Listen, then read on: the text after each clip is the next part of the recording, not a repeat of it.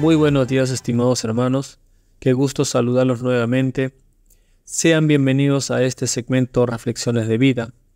El día de hoy continuamos con nuestra lectura de 4 capítulos por día, desde Primera de Crónicas capítulo 11 al capítulo 14. A estos capítulos lo he titulado La coronación del rey David y la conquista de Jerusalén. Estos 4 capítulos nos muestran el inicio del reinado de David, el apoyo militar que tuvo al asumir el mandato como rey, el buen deseo de trasladar el arca de Dios al palacio real y la victoria de David sobre los filisteos. En Primera de Crónicas capítulo 11 verso 9 nos dice el texto: y David iba adelantando y creciendo, y Jehová de los ejércitos estaba con él. Este versículo nos muestra el fortalecimiento del reino de David sobre Israel, las bendiciones divinas que trajo su reinado y el reconocimiento de los valientes de David que apoyaron el fortalecimiento del liderazgo ante un nuevo rey. Esto nos enseña la importancia de la confianza en Dios y el trabajo en equipo para alcanzar los objetivos del reino, y sobre todo la presencia de Dios en la vida del rey David.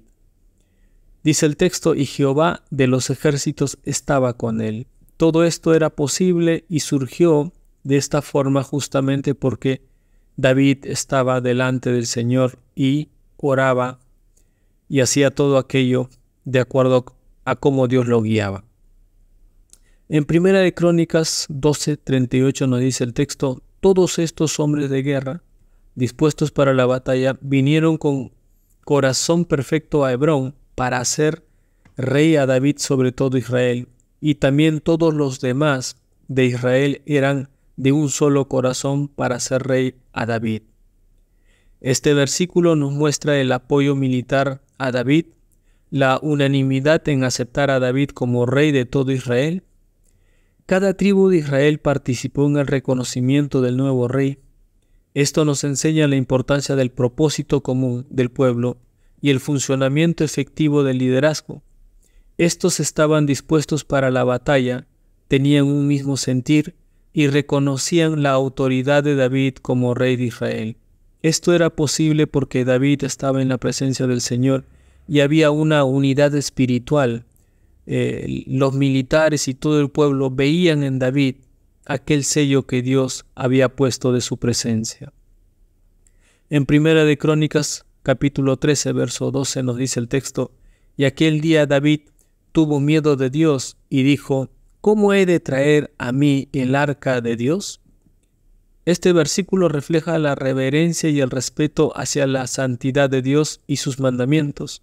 David, al darse cuenta que Usa había muerto al tocar lo sagrado, a consecuencia de este suceso, David ya no quiso llevar el arca de Dios a su casa, sino a otra casa, ya que tuvo temor por lo que le pasó a Usa. El rey David siempre tuvo en su corazón hacer un templo para Dios donde estuviera el arca de Dios. En Primera de Crónicas 14:11 nos dice el texto: y subieron a Baal Perasim, y allí los derrotó David. Y dijo David: Dios ha roto a mis enemigos por mi mano, como se rompen las aguas. Por eso llamaron el nombre de aquel lugar Baal Perasim. Este versículo nos muestra la victoria a través de la fe y la dependencia en Dios. Las victorias de David sobre los filisteos demuestran cómo la fe en Dios puede llevar a superar obstáculos aparentemente insuperables. Nos enseña sobre el poder de la fe y la oración y cómo Dios obra a través de aquellos que confían plenamente en Él. Estos capítulos nos han enseñado la importancia del liderazgo piadoso, la unidad del pueblo al ver el respaldo de Dios en la vida de los que llama, el respeto por lo sagrado y la fe en Dios. Hasta aquí nuestra meditación del día de hoy. Nos volvemos a encontrar el día de mañana. Bendiciones.